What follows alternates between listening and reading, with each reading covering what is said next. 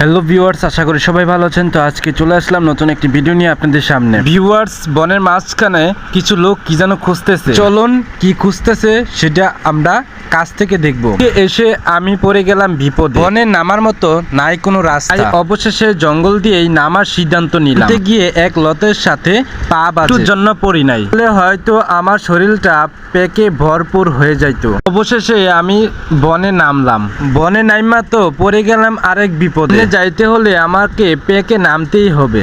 তো আর কি করার, নেমেই পড়লাম পেকে। সামনে আগাতেই ছোট ভাই বলে উঠলো যে প্যান্ট ভিজে যাচ্ছে। অবশেষে চলে আসলাম তাদের কাছে। সে আসতেই দেখি রশি এবং একটি লাঠি দিয়ে গাথায় গোতাগুতি করতেছে। একজন গাথা বিচারতেছে কিন্তু গাথা পাচ্ছে না।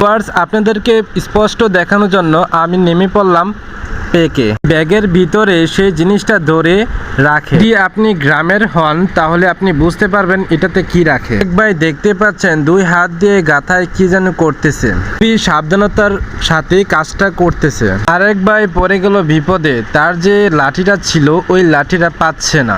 দেখুন দেখুন এটা কি বার করতেছে। দেখুন দেখুন এটা কি বার করতেছে। দেখুন, যদি আপনি গ্রামের হয়ে থাকেন তাহলে এটা অবশ্যই চিনবেন যে এটা কি। ভাইদের কাছে এই জিনিসটাও অনেক দামি। জিনিসটা ধরা হয়েছে বসির মাধ্যমে। একটা রশি দিয়ে আগায় বসি বেঁধে তারপর একটি লাঠির মাধ্যমে হাঁস দিয়ে ধরা হয়। তাই একটা ধরে যে হাসিটা দিছে সে হাসিটা দামি 1000 টাকা।